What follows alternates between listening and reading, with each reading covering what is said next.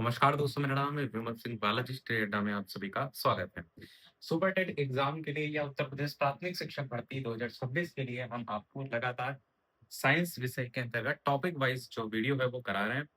Super TET का syllabus भी हम आपको दिखा देते हैं कि हम अब तक क्या-क्या करा चुके हैं। तो अभी तक हम आपको दैनिक जीवन में विज्ञान टॉपिक करा चुके हैं और गति भी करा चुके हैं, गति में क्वेश्चन वगैरह करा चुके हैं। अब हमारा बल टॉपिक है। बल टॉपिक पर बेस्ड चीजें ज्यादा हैं, इसलिए हम केवल इस टॉपिक को इस वीडियो के अंतर्गत कवर करेंगे। क्वेश्चन को हम अलग से प्रैक्टिस जो है वो कराएँगे। क्वेश्चन हमने यहाँ पर रखे हैं, पर वो वन लाइनर वाले जैसे क्वेश्चन होते हैं ना, वो रखे हैं। उस वन लाइनर वाले क्वेश्चन में हम जो पिछला थोड़ा बहुत पढ़ के आए हैं, उनको भी कुछ क्वेश्चन को रख करके रिवाइज़ करेंगे। यानी जो बहुविकल्पी वाले क्वेश्चन टाइप के होते हैं ना, वो आगे आने वाले वीडियो में बल चैप्टर से कराएँगे। तो स्टार्ट करते हैं। बल, फोर्स। सबसे पहले तो बल क्या है? तो आपको पता है कोई भी वस्तु की गति की अवस्था या फिर आकार में परिवर्तन। गति का मतलब है कि कोई भी चीज़ पर हम फ़ोर्स लगाते हैं ना, तो वो गति अवस्था में आ जाता है। तो वो और आकार में परिवर्तन मतलब दबा देंगे तो वो उसके आकार में परिवर्तन आ गया। तो वो सब क्या है? वो सब बल कहलाता है। बल के मात्रक से क्वेश्चन बनते हैं, तो ये तो आपको एकदम चार्ट रटा होना चाहिए, क्योंकि यहाँ से क्वेश्चन गलत आपको बिल्कुल नहीं करना है। तो देखिए, एसआई मात्रक जब बल की बात करेंगे एमकेएस पद्धति में, तो मात्रक होता है न्यूटन, एन से दर्शाते हैं। और ये जो मात्रक होता है ये बल का एसआई मात्रक है, जब एसआई मात्रक पूछा जाएगा। पर वहीं अगर एसआई मात्रक भी पूछा जाएगा एसआई पद्धति में एमकेएस में, पर ये 1 न्यूटन की वैल्यू किसके बराबर होती है? तो 1 किलोग्राम मीटर प्रति सेकंड स्क्वायर के बराबर होती है। तो ये भी इसका मात्रक होता है, किलोग्राम मीटर प्रति सेकंड स्क्वायर। और ये न्यूटन का विस्तृत रूप कहा जाता है। 1 न्यूटन की वैल्यू इसी के बराबर होती है। सीजीएस पद्धति में अगर कहा जाए तब मान बदल जाएगा, तो हो जाता है डाइन। 2 मात्रक हैं मेन, एक न्यूटन है, एक डाइन है, पर न्यूटन को हम ये भी लिख सकते हैं। और सीजीएस पद्धति में मात्रक है डाइन, ये बल का मात्रक सीजीएस पद्धति में होता है। अब यहाँ पर जो वैल्यू पूछी जाती है, उनको भी याद रखना है आपको कि 1 न्यूटन कितने डाइन के बराबर होता है? तो 1 न्यूटन 10 की घात 5 डाइन के बराबर होता है। ये जो न्यूटन है, ये भी मात्रक है और डाइन भी मात्रक है। एमकेएस और सीजीएस में इन दोनों में आपस में रिलेशन 10 की घात 5 का है। अपोजिट में पूछ लिया जाए, यानी एक डाइन की वैल्यू कितने न्यूटन के बराबर है, तो 10 की घात माइनस 5 वैल्यू आ जाएगी। एक डाइन बराबर माइनस 10 की घात माइनस 5 डाइन।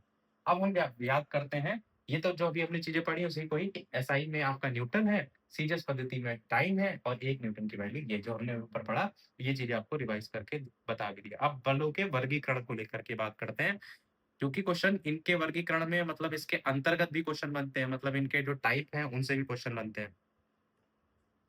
इसको पूरा ज़ूम आउट कर देते हैं, ताकि आपको पूरा पेज जो है वो दिखाई दे। ठीक है। तो ये है बलों का वर्गीकरण। अभी इसके अंदर की डेफिनेशन की बात आगे करेंगे। पहले समझ लीजिए कौन-सा किसके टाइप में आता है। तो बलों के वर्गीकरण में एक संपर्क बल है और एक असंपर्क बल है। संपर्क मतलब 2 चीज़ें किसी एक सरफेस से ऐसे जुड़ी होती है ना, तो जैसे पेशी बल हो गया, ये सब संपर्क बल के उदाहरण हैं। जिसको हम मस्कुलर फोर्स कहते हैं। घर्षण बल हो गया, सबसे ज्यादा क्वेश्चन इससे बनते हैं। फ्रिक्शनल फोर्स हो गया, अविलंब बल है, टेंशन फोर्स अविलंब बल है, नॉर्मल रिएक्शन वायु प्रतिरोध है, एयर रेजिस्टेंस और द्रव प्रतिरोध फ्लूइड रेजिस्टेंस, ये सब आपके संपर्क बल के हैं। बलों के वर्गीकरण का दूसरा टाइप है असंपर्क बल, इसको हम नॉन कॉन्टैक्ट फोर्सेस कहते हैं। इसमें गुरुत्वाकर्षण बल है, चुंबकीय बल है और वैद्युत बल है। गुरुत्वाकर्षण बल में ग्रेविटेशनल फोर्स आता है, चुंबकीय बल मैग्नेटिक फोर्स कहते हैं और विद्युत बल को हम वैद्युत बल को इलेक्ट्रोस्टैटिक फोर्स कहते हैं। ये हमारे हो गए सबसे पहले टाइप। बाकी जो हमने बल से संबंधित आपके महत्वपूर्ण बिंदु बात किए, उसको थोड़ा-सा संवेग को भी समझना आपको जो है वो ज़रूरी है। जो बल है इससे संबंधित में, कि बल आपकी कैसी राशि है, तो बल आपकी सदिश राशि है। क्योंकि जब आप बल लगाते हैं तो किस डायरेक्शन में लगा रहे हैं, वो भी आपको पता होता है। दिशा के साथ-साथ परिमाण पता होता है। तो बल सदिश राशि है, पर संवेग कैसी राशि है? संवेग सदिश राशि है। द्रव्यमान कैसी राशि है? द्रव्यमान आपकी अदिश राशि है। द्रव्यमान और बल इनका आपस में संबंध कहीं पर पूछा जाता है। तो भार कैसी राशि? सदिश राशि, बल का मात्रक न्यूटन, संवेग का मात्रक। अब देखिए, जब हम बात कर रहे हैं बल का मात्रक तो न्यूटन हो गया, संवेग की बात कर रहे हैं तो किलोग्राम मीटर प्रति सेकंड, और जब त्वरण लग गया आगे तो मीटर प्रति सेकंड स्क्वायर। और ये जो किलोग्राम मीटर प्रति सेकंड है, ऊपर जो हम देख कर के आए थे, यानी बल वाली वैल्यू में, इससे आपको कंपैरिजन कर लेना है। यहाँ पर स्क्वायर भी है, किलोग्राम मीटर प्रति सेकंड स्क्वायर। तो इसलिए दोनों में अंतर को आपको समझना जो है वो ज़रूरी है, कि कौन-सी वैल्यू जो है वो इसमें जो है वो रखी जाएगी। ये इतना ज़्यादा लप-लप हो रहा है, ठीक। तो ये वैल्यू आपको पता होना चाहिए, यहाँ स्क्वायर नहीं लगता है। अब बात करते हैं कुछ महत्वपूर्ण सूत्र को लेकर के। तो F बराबर ma, ये बल का सूत्र है। T बराबर mv ये संवेग का सूत्र है, J बराबर ft ये आपका आवेग का सूत्र है, J बराबर डेल्टा P ये आवेग बराबर संवेग परिवर्तन और W बराबर mg ये भार का। इन पर बेस्ड क्वेश्चन आपके न्यूमेरिकल हम करवाएंगे, इसीलिए हमको आपको फॉर्मूले जरूर याद रखने हैं। कुछ याद रखने वाली बातें जैसे न्यूटन का पहला नियम को जड़त्व का नियम कहते हैं, दूसरे नियम को बल की परिभाषा और तीसरे नियम को क्रिया प्रतिक्रिया कहते हैं। संवेग परिवर्तन की दर जो है वो बल के बराबर होती है, आवेग बराबर संवेग परिवर्तन और W बराबर m/g ये फॉर्मूला होता है। ये भार बराबर द्रव्यमान गुणे जी से मतलब त्वरण। अब बात करते हैं बल के प्रकार की। हमने सारे ये बता दिए कौन से संपर्क बल है, कौन से असंपर्क बल है। अब इनके अंतर्गत भी आपको सारी बातें पता होना चाहिए।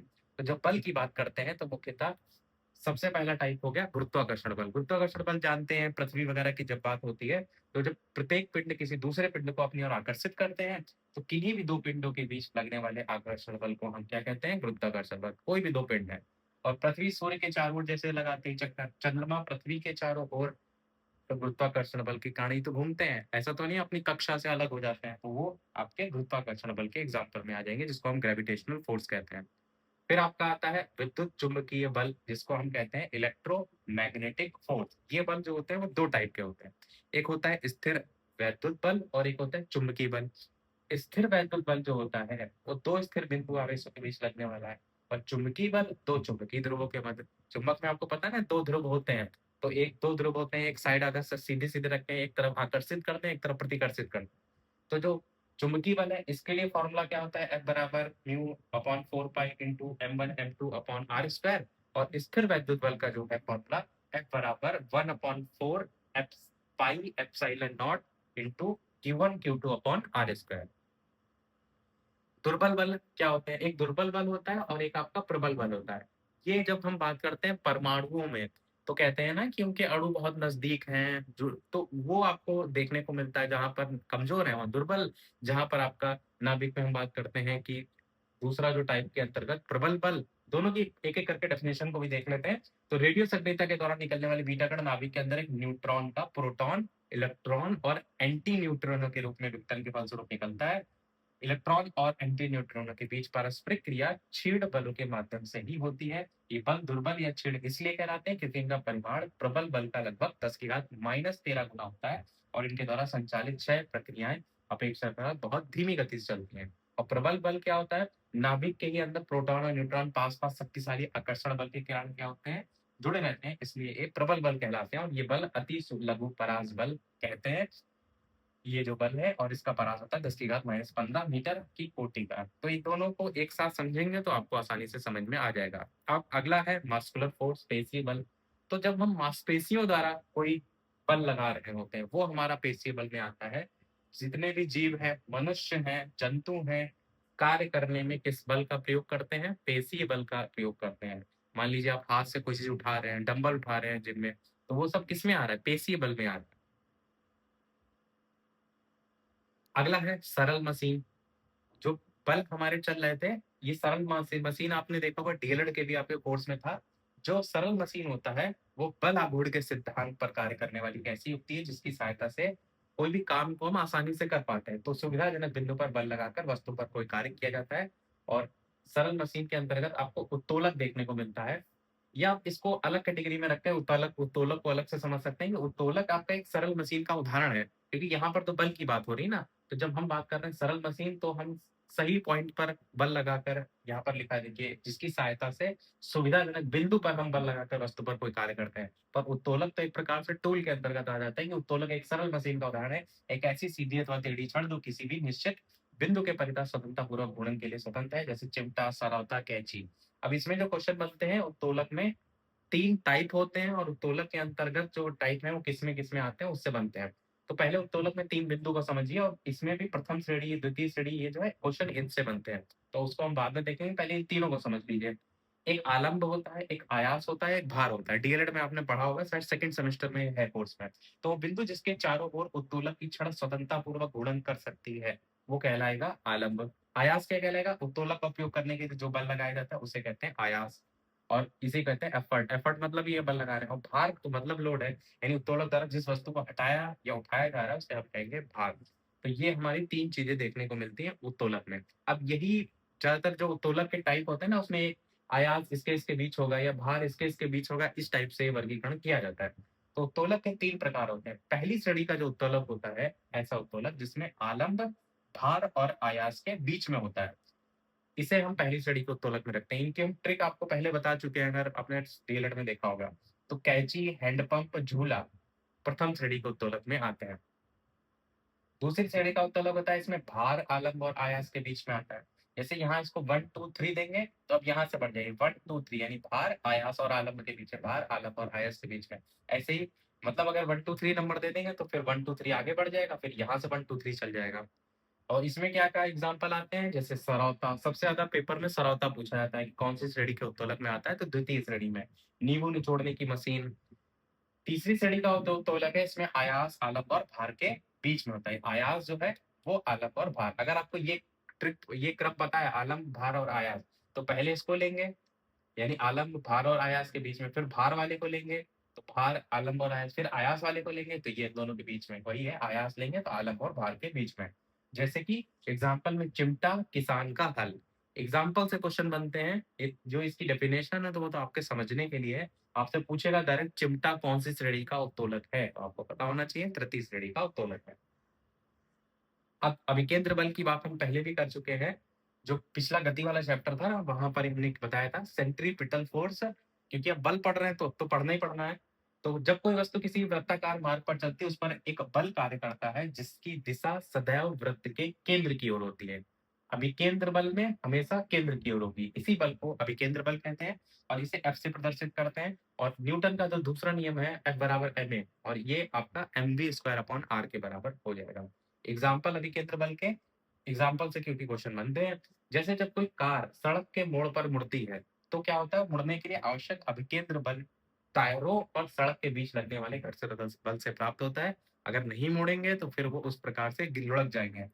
अपना शरीर भी हल्का सा झुका लेते हैं। जैसे आपने देखा होगा मोटो जीपी, जो बाइक वगैरह वाली रेसिंग होती है, उनमें आकाश में उड़ता हुआ हवाई जहाज जब क्षैतिज वृत्ताकार पथ में मुड़ता है, तो कुछ तिरछा होकर आवश्यक अभिकेंद्र बल प्राप्त करता है। तो ये हमारा अभिकेंद्र बल का उदाहरण ये भी हो जाएगा। अब अभिकेंद्र बल की बात करते हैं, अपकेंद्रीय बल की।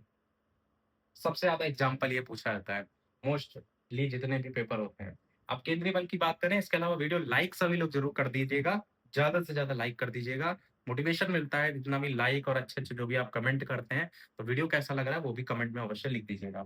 अब केंद्रीय बल या सेंट्रीफ्यूगल फोर्स की बात करें, तो अभिकेंद्र बल के प्रतिक्रिया स्वरूप एक बल इसकी विपरीत दिशा में लगता है। इसी प्रतिक्रिया बल को हम कहते हैं अपकेंद्रीय बल। जैसे दूध से मक्खन निकालने की मशीन भी इसी सिद्धांत पर काम करती है। तो ये ध्यान रखिएगा कि अपकेंद्री बल में क्या उदाहरण है और दूसरा जो हमने ऊपर देखा था अभिकेंद्री बल में क्या उदाहरण है। अब आपका है बल आघूर्ण। बल आघूर्ण यानी टॉर्क जिसको कहते हैं। तो किसी अक्ष के परिता एक बल का बल आघूर्ण उस बल के परिमाण और अक्ष के बल की क्रिया रेखा की लंबवत दूरी के गुणनफल के बराबर होता है। इसे टाउ से प्रदर्शित करते हैं। टी बराबर एफ इंटू एल, ये इसका फॉर्मूला है। और न्यूटन मीटर जो है ये इसका हो गया मात्रा, किसी से निकालेंगे। एग्जाम्पल के लिए, जैसे हैंडपंप के हत्थे को लंबा रखना, इससे हैंडपंप चलाने में आसानी होती है। तो ये बल आघूर्ण के एग्जाम्पल में जो है वो आपका आ जाएगा। अगला है जड़त्व आघूर्ण यानी कि मोमेंट ऑफ इनर्शिया। तो पिंड का वो गुण जिसके कारण वो किसी अक्ष के परिता घूर्णन के लिए किए जाने वाले परिवर्तन का विरोध करता है, पिंड के घूर्णन अक्ष के परिता जड़त्व आघूर्ण कहलाता है। इसे हम आई से प्रदर्शित करते हैं और इसका फॉर्मूला क्या है, आई बराबर एम आर स्क्वायर। ये है जड़त्व आघूर्ण। फिर आपका है संतुलित और असंतुलित बल। तो संतुलित बल क्या होता है, बैलेंस फोर्स क्या होता है, यदि किसी पिंड पर कई बल कार्य कर रहे होते हैं तो सभी बल परिमाण में एक दूसरे के समान किंतु विपरीत दिशा में इस प्रकार से लगे हो कि उनका परिणामी बल जो है वो शून्य हो, तो पिंड पर लगने वाला बल संतुलित है। असंतुलित क्या है, यदि किसी पिंड पर लगने वाले बल कई बलों का परिणामी बल इस प्रकार कार्य करे कि वस्तु बल की दिशा में ही विस्थापित हो, तो ऐसे बल को हम कहते हैं असंतुलित बल। डेफिनेशन है आपके कोर्स में, इसीलिए हम बता रहे हैं, वैसे तो नाम से ही स्पष्ट है क्या होता है संतुलित और असंतुलित। घर्षण बल की बात करते हैं, जो कि मैंने आपको बताया था सबसे ज्यादा क्वेश्चन जो है इसी से बनते हैं। फ्रिक्शन फोर्स कहते हैं। तो ऐसा बल जो दो वस्तुओं के बीच सापेक्ष गति का विरोध करे, उसे कहते हैं घर्षण बल। और घर्षण बल में टाइप भी होते हैं। पहला है स्थैतिक घर्षण बल। किसी सतह पर स्थिर अवस्था में रखी गई वस्तु, यहाँ पर वस्तु कैसी स्थिर अवस्था में, उस वो वस्तु और उस सतह के मध्य लगने वाला बल जो उस वस्तु को संतुलित रखता है। मतलब अगर कोई सतह पर रखी है तो ऐसा नहीं कि वो वस्तु अपने आप लुढ़की जा रही है, तो वो हमारा स्थैतिक घर्षण बल कहलाता है। सीमांत घर्षण बल क्या होता है? स्थैतिक घर्षण बल का मान जब अधिकतम हो जाए, किसी का मान जब अधिकतम हो, तो उस अवस्था को हम कहते हैं सीमांत घर्षण बल। गतिक घर्षण बल क्या होता है? गतिमान वस्तु और संपर्क बल जो तल है, गतिमान कोई वस्तु है और संपर्क तल यानी जिस पर रखी है या जिस पर आप कह रहे हैं गतिमान है, उसके बीच लगने वाला जो घर्षण बल होता है, उसको हम गतिक घर्षण कहते हैं। और इसका मान सीमांत घर्षण से कम होता है, उसमें ज्यादा था इसमें कम। फिर आपका है सर्पी घर्षण बल। यदि कोई वस्तु किसी दूसरी वस्तु की सतह पर फिसल रही है, मान लीजिए कि कोई ऐसे ढलान है और वो फिसल रही है, तो सतहों के बीच लगने वाले घर्षण बल को सर्पी घर्षण बल कहते हैं। लोटनिक घर्षण बल क्या है? जब एक सतह दूसरी वस्तु की सतह पर लुढ़क रही है, तो दोनों सतहों के बीच जो कार्यरत बल होता है, उसको हम लोटनिक घर्षण बल कहते हैं। सर्पी और लोटनिक में थोड़ी सा अंतर है। अब लोटनिक घर्षण बल जो हमने यहाँ पर बताया, इसका मान सबसे कम तथा स्थैतिक घर्षण बल का मान सबसे अधिक होता है। इस पॉइंट को आपको याद रखना है। ठोस जो वस्तुएं हैं, उनके मध्य घर्षण बल अधिकतम होगा, जबकि द्रव या ठोस सतह के मध्य इससे कम होगा। और वायु और ठोस के मध्य घर्षण बल सबसे कम होता है। ठोस ठोस है तो जाहिर सी बात है उस चीज को रोकने का प्रयास करेगा। कोई वस्तु अपने फर्श पर लुढ़का दी है तो जाहिर सी बात है उसमें अधिकतम होगा, और वायु उतना प्रभाव नहीं डालेगी तो उसमें सबसे कम होगा। अब बात करें द्रव्यमान और भार यानी मास और वेट। द्रव्यमान आपका क्या होता है? किसी वस्तु का द्रव्यमान उसके जड़त्व की माप होती है। वस्तु का द्रव्यमान स्थिर रहता है। वस्तु को चाहे आप पृथ्वी पर रखे या फिर चंद्रमा पर, उसका द्रव्यमान नहीं बदलता है। इस पर बेस्ड क्वेश्चन मैंने आपको कराया भी था कि अगर कोई वस्तु के इधर से उधर ले जा रहे हैं तो उसके भार में इतना परिवर्तन आ रहा है, तो द्रव्यमान में क्या परिवर्तन आएगा? इस तरीके का क्वेश्चन हम करा चुके हैं, तो द्रव्यमान में कोई परिवर्तन नहीं आएगा। भार या वेट क्या होता है? किसी वस्तु का भार वह बल है जिससे ये पृथ्वी की ओर आकर्षित होती है। मान लीजिए कि पृथ्वी का गुरुत्वीय त्वरण जी है, द्रव्यमान m है, बल F है, तो F बराबर mg ये फॉर्मूला है। चूंकि भार आकर्षण बल के बराबर होता है, कि W बराबर F बराबर W बराबर mg। इस तरीके से भार को आप डिफाइन कर सकते हैं। अब हमने जो चीजें बात की थी, मतलब जितने ये बल के टाइप थे वो हमने देख लिए। अब हम यहाँ पर जो हमने बताया था कि हमने जितनी भी चीजें थोड़ी बहुत की हैं, उसके वन लाइनर टाइप के क्वेश्चन जो है वो देखेंगे, क्योंकि पिछला वाला भी थोड़ा बहुत इसमें चीजें रिवाइज हो जाएंगे। तो बल का एसआई मात्रक मैंने क्या बताया था? न्यूटन बताया था। किसी वस्तु का जो जड़त्व है वो क्या कहलाता है? तो विराम या गति की अवस्था में परिवर्तन का विरोध करने का गुण जो है वो जड़त्व कहलाता है। जड़त्व का नियम जो है वो कौन से नियम को कहते हैं? तो न्यूटन की गति के पहले नियम को कहते हैं। गति का कौन सा नियम बल की परिभाषा देता है? तो गति का दूसरा नियम जो है वो सही होगा। दूसरा नियम है क्या? कि किसी वस्तु के समय परिवर्तन की दर उस पर लगने वाले असंतुलित बल के अनुक्रमानुपाती होता है। किसी वस्तु का द्रव्यमान m और वेग v, इसके सम्मिलित प्रभाव को क्या कहते हैं? तो इसे हम संवेग यानी मोमेंटम कहते हैं। इसीलिए मैंने ऊपर आपको संवेग का वो जो वहां पर एक साथ अदिश सदिश राशि बता रहे थे, वहां पर संवेग के बारे में भी बताया था। संवेग का एसआई मात्रक क्या होता है? तो किलोग्राम मीटर प्रति सेकंड, किलोग्राम मीटर प्रति सेकंड, इस तरीके से हम इसे लिखते हैं। फिर बात करते हैं संवेग परिवर्तन की दर। ये जो है वो क्या प्रदर्शित करती है? तो ये वस्तु पर लगे बाह्य बल को जो है वो प्रदर्शित करती है। 0.2 किलोग्राम द्रव्यमान का एक पिंड है, स्थिर मेज पर रखा है, तो उसका संवेग क्या होगा? चूंकि पिंड स्थिर है, तो ऐसे में v जीरो हो जाएगा, इसलिए संवेग भी जीरो हो जाएगा। ये सब क्वेश्चन बनते हैं, इस चीज को ध्यान रखिएगा तो समझते हुए चलिएगा। किसी गतिशील पिंड का वेग आधा करने से उसके संवेग में क्या परिवर्तन होता है? तो आप कहेंगे संवेग भी आधा हो जाएगा, क्योंकि p बराबर mv फॉर्मूला होता है उससे। अभी जो क्वेश्चन करा रहे हैं, अभी हम आपको वन लाइनर करा रहे हैं, जिसे अभी देख रहे हैं। अगले वाले वीडियो में इसी पर बेस्ड एमसीक्यू भी कराएंगे, क्योंकि न्यूमेरिकल भी आते हैं ना, तो न्यूमेरिकल अगले वाले वीडियो में हम आपको करा देंगे। किसी पिंड का त्वरण कब शून्य होता है? तो आप कहेंगे जब पिंड पर कोई बाह्य बल नहीं लग रहा होता है, तो फिर पिंड का त्वरण शून्य होता है। कोई ट्रक है जो कि 10 किलोमीटर प्रति घंटा के वेग से चल रहा है और एक स्कूटर भी उसी वेग से चल रहा है, तो संवेग किसका ज्यादा होगा? तो आप कहेंगे ट्रक का संवेग अधिक होगा, क्योंकि ट्रक का द्रव्यमान जो होगा वो स्कूटर की अपेक्षा ज्यादा होगा। एक पिंड पर लगे एफ और उससे उत्पन्न त्वरण ए, इसके बीच क्या संबंध होता है? तो एफ और त्वरण के बीच संबंध होता है एफ बराबर एम ए। यहाँ पर बल त्वरण बराबर एफ बराबर एम ए जो है वो फॉर्मूला होता है। अब न्यूटन की गति के नियम पर बेस्ड थोड़े से पॉइंट देखते हैं। तो न्यूटन की गति का जो तीसरा नियम है उसको लिखिए। तो आप कहेंगे कि जब एक वस्तु दूसरी वस्तु पर बल लगाती है, तो दूसरी वस्तु भी पहली वस्तु पर उतना ही बल लगाती है। इसी को ही हम विपरीत दिशा में कह सकते हैं लगाती है, जिसको हम प्रत्येक क्रिया की समान व विपरीत प्रतिक्रिया होती है, ये नाम से जानते हैं। क्या क्रिया और प्रतिक्रिया बल एक ही पिंड पर या भिन्न पिंडों पर काम करते हैं? तो आप कहेंगे 2 अलग-अलग वस्तुओं पर कार्य करते हैं। रॉकेट की जब बात की जाती है, तो रॉकेट किस सिद्धांत पर कार्य करता है? तो संवेग संरक्षण के सिद्धांत पर जो है वो काम करता है। ध्यान रखिएगा, संवेग संरक्षण के सिद्धांत पर काम करता है, न्यूटन का तीसरा नियम है। गोली छोड़ने के बाद राइफल पीछे की ओर जो प्रतिक्षेपित होती है, इसका क्या कारण होता है? तो आप कहेंगे न्यूटन के तीसरे नियम के अनुसार होता है और इसको हम कहते हैं प्रतिक्रिया की प्रतिक्रिया। पानी में जो तैरना है, वो आपका गति के कौन से नियम पर आधारित होता है? तो न्यूटन की गति के तीसरे नियम पर आधारित होता है।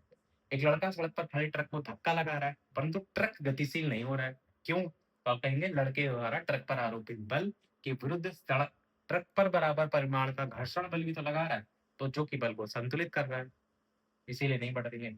चलती गाड़ी से कूदना क्यों खतरनाक होता है? ये देखिए, चलती गाड़ी से कूद रहे हैं, तो गाड़ी व्यक्ति जब गाड़ी से जमीन पर कूदता है तो क्या होता है? उसके जो पैर होते हैं, ये तो आपके स्थिर हो जाते हैं, लेकिन ऊपर वाला जो भाग होता है, वो आपका गतिमान रहता है। तो जड़त्व के कारण ऐसा होता है, इसलिए व्यक्ति गिर जाता है। अब न्यूटन की गति पर बेस्ड थोड़े से क्वेश्चन देख लेते हैं। तो जब वस्तु दूसरी वस्तु पर बल लगाती है, तो दूसरी वस्तु भी पहली वस्तु पर उतना ही बल विपरीत दिशा में लगाती है। तो हम बता चुके हैं, इसको हम कहते हैं प्रत्येक क्रिया की समान व विपरीत प्रतिक्रिया होती है। रॉकेट के सिद्धांत पर काम करता है, तो रॉकेट संवेग संरक्षण के सिद्धांत, देखिए कई बार न्यूटन का तीसरा नियम नहीं लिखा होता है ऑप्शन में, सीधे ये लिख देते हैं संवेग संरक्षण का सिद्धांत, इसी को ही कहते हैं तीसरे नियम को, तो ये बात आपको याद रखना है। क्या क्रिया और प्रतिक्रिया बल एक ही पिंड पर या भिन्न भिन्न पिंड पर कार्य करते हैं? तो आप कहेंगे दो अलग अलग वस्तुओं पर जो है वो कार्य करते हैं। गोली छोड़ने के बाद राइफल पीछे की ओर प्रतिक्षेपित होती है, तो इसका क्या कारण होता है? तो मैंने बताया, जब हम बल लगा रहे हैं तो उल्टा इस आपके ऊपर भी लगता है, तो इसको हम तीसरे नियम के अकॉर्डिंग रखते हैं। इसको हम कहते हैं प्रत्येक क्रिया की प्रतिक्रिया होती है। एक लड़का सड़क पर खड़े ट्रक को अगर धक्का लगाता है, परंतु ट्रक गतिशील नहीं होता, अभी ऊपर बताया था मैंने, तो लड़के द्वारा ट्रक पर आरोपित जो बल होता है, उसके विरुद्ध सड़क भी ट्रक पर बल बराबर का जो परिमाण का घर्षण बल है वो लगा रही है, तो जो बल को संतुलित करने का काम कर रहा है, इसलिए ट्रक तो हिलने से रहा। एक और है इसमें क्वेश्चन कि चलती गाड़ी से कूदना क्यों खतरनाक है? अभी मैंने बताया था कि व्यक्ति जब गाड़ी से जमीन पर कूदता है, तो उसके पैर स्थिर हो जाते हैं, लेकिन ऊपर वाला भाग गतिमान रहता है। तो ऐसा किस कारण होता है? जड़त्व के कारण होता है, इसलिए व्यक्ति गिर जाता है। तो ये जड़त्व के कारण आपका सही होगा। तीसरा नियम है, जैसे मैंने बता दिया कि क्रिया की समान और विपरीत प्रतिक्रिया होती है। ये नियम प्रतिक्षेप, तैरना, रॉकेट चलाना, इन सब में काम करता है। घर्षण बल कई बार असंतुलित बल के प्रभाव को भी रोक देता है। इसके अलावा बात करते हैं हम आगे, हमारा इस पर बेस्ड कुछ और भी क्वेश्चन, ये हमारा आखिरी पेज होगा, बाद में क्वेश्चन हम आपसे भी पूछेंगे। तो ये है क्वेश्चन कि नाविक द्वारा नाव से आगे की ओर कूदने की स्थिति में नाव किस ओर गति करती है? तो नाविक आगे की ओर कूदेगा, तो नाव पर लगने वाला प्रतिक्रिया बल नाव को पीछे की ओर धकेलेगा, यही तो है क्रिया प्रतिक्रिया का बल। आगे बात करें, यदि क्रिया सदैव प्रतिक्रिया के बराबर है, तो घोड़ा जो है वो गति को कैसे खींच पाता है?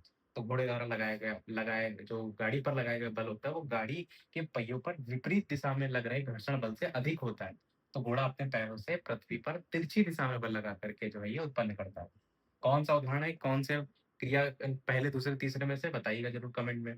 बल के अभाव में पिंडों की प्रवृत्ति क्या होती है? तो आप कहेंगे बल के अभाव में विरामावस्था वाला पिंड विरामावस्था में ही रहता है और सरल रेखा में गतिशील पिंड सरल रेखा में उसी वेग से गतिशील रहता है। तो इस प्रकार से ये हमारा हो जाएगा जड़त्व का नियम। अच्छा, ये चीज़ हमने स्टार्टिंग में आपको बता दी है। जो सबसे पहला पेज था ना, वहाँ पर हमने तीनों आपको बता दिए थे कि कौन से क्या नाम है। वो चीज़ हम आपको फिर से एक बार दिखा देते हैं। यहाँ पर जैसे नहीं किसका क्या नाम है, जैसे जड़त्व का नियम है, तो इसको पहला नियम कहते हैं, क्योंकि इनके नामों से भी क्वेश्चन जो है वो बनते हैं। तो वही चीज़ यहाँ पर लिख भी दी है अलग से कि ये जो विरामावस्था वाला पिंड है वो विरामावस्था में रहेगा और गति में है तो गति में, जब तक उस पे कोई बाह्य बल ना लगाया जाए, जड़त्व का उदाहरण। यदि किसी वस्तु की गति की दिशा में या चाल में परिवर्तन हो, तो उस वस्तु पर किस प्रकार का बल कार्यरत है? असंतुलित बल कार्यरत है। अभी हमने डेफिनेशन आपको बताई दी थी। गैलीलियो का जो जड़त्व का नियम है वो क्या है? तो ये हम बता चुके हैं आपको पहले नियम के बारे में। वही है कि जब तक स्थिर है, स्थिर रहेगी, गति है तो गति अवस्था में, जब तक कोई उस पर बाह्य बल ना लगाया जाए। एक वस्तु नियत वेग से एक सरल रेखा में चल रही है, उस पर कितना बाह्य बल लग रहा होगा? तो आप कहेंगे शून्य लग रहा होगा। बाह्य बल क्योंकि जब तक लगाते नहीं तब तक रुकेगी नहीं। बिजली का जो पंखा है वो स्विच बंद करने के बाद भी कुछ समय तक गति अवस्था में क्यों रहता है? तो जड़त्व के गुण के कारण रहता है, क्योंकि बाह्य बल लगाते नहीं तो कैसे रुक जाएगी? किसी वस्तु की स्थिति, चाल अथवा दिशा में परिवर्तन करने के लिए किस प्रकार का बल आवश्यक है? तो असंतुलित बल आवश्यक है। त्वरण से क्या समझते हैं? देखिए यहाँ पे आ गया क्वेश्चन। क्योंकि आपने ऊपर उस चीज को देखा था, तो किसी वस्तु के वेग परिवर्तन की दर को त्वरण कहते हैं। मात्रक होता है मीटर प्रति सेकंड स्क्वायर। ये आपको जरूर याद रखना है। बल और त्वरण में क्या संबंध है? क्योंकि इस पर बेस्ट क्वेश्चन आते हैं। तो F बराबर m इंटू ए, यानी बल बराबर द्रव्यमान गुणे त्वरण। और एक फुटबॉल तथा उसी आकार की धातु, दो इस तरीके की चीजें हैं। तो कह रहा है कि किसका जड़त्व अधिक होगा, ये धातु वाले का कि फुटबॉल वाले का? तो धातु वाली वस्तु का, क्योंकि इसका द्रव्यमान ज्यादा होगा, इसलिए इसका हो जाएगा। भार से आप क्या समझते हैं? तो वो बल जिसके द्वारा पृथ्वी किसी वस्तु को अपने केंद्र की ओर, जैसे आप सेब ऊपर फेंकते हैं नीचे आता है, तो अपने केंद्र की ओर खींचती है, तो वही कहलाता है वस्तु का भार।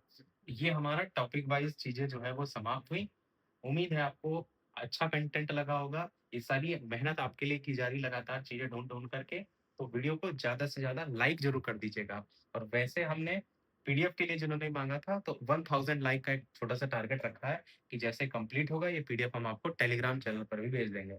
तो कोशिश कीजिएगा ज्यादा से ज्यादा वीडियो को लाइक करने का। अब वीडियो को समाप्त करने से पहले एक क्वेश्चन पूछेंगे हम आपसे भी, और जिसका आंसर हम आगे आने वाले वीडियो में जो है वो बताएंगे। तो ये है वो क्वेश्चन कि यदि किसी प्रकार सूर्य तथा पृथ्वी के बीच की दूरी दोगुनी हो जाए, तो उनके बीच लगने वाला गुरुत्वाकर्षण बल का मान क्या हो जाएगा? 2 गुना, आधा, 4 गुना या चौथाई? अपना आंसर वीडियो के मेन कमेंट में बताइएगा। बाकी आगे आने वाले वीडियो में, यानी इसी का जो आगे जो चैप्टर है बल का, उसमें हम क्वेश्चन प्रैक्टिस कराएँगे, उसमें न्यूमेरिकल भी हैं, तो इसलिए हम क्वेश्चन को साथ में ना करा करके अलग से कराएँगे, ताकि वीडियो बहुत ज़्यादा बड़ा ना हो जाए। छोटा-छोटा वीडियो करके भी आप देखेंगे तो डेली-डेली चीज़ें आप याद जो है वो कर सकेंगे। जो भी टेलीग्राम चैनल से या व्हाट्सएप चैनल से नहीं जुड़े हैं, वीडियो के कमेंट सेक्शन में लिंक मिल जाएगी, जुड़ जाइएगा। और जो भी चैनल पर नए हो, सब्सक्राइब करके अवश्य जुड़ जाइएगा, क्योंकि आगे आने वाला वीडियो आप तक पहुँच जाए। और सब्सक्राइब के साथ-साथ नोटिफ़िकेशन बेल अवश्य ऑन कर लीजिएगा, क्योंकि वीडियो तो नया आता है, नोटिफ़िकेशन बेल नहीं ऑन करेंगे तो आप तक वीडियो नहीं पहुँच पाएगा, इसलिए। तो कोई और प्रश्न हो इस टॉपिक से रिलेटेड, कोई सुझाव हो तो वो भी अवश्य बताइएगा। वीडियो कैसा लगा वो भी अवश्य बताइएगा। आप लोगों के अच्छे-अच्छे कमेंट देख कर के मोटिवेशन मिलता है कि हम आपके लिए और ढेर सारी मेहनत कर सकें। तो अभी के वीडियो में इतना ही रखते हैं। तो प्रश्न कमेंट में पूछ लीजिएगा, वीडियो लाइक से सब्सक्राइब कीजिएगा। मिलते हैं अगले वीडियो में, तब तक के लिए सभी को नमस्कार। जय हिंद।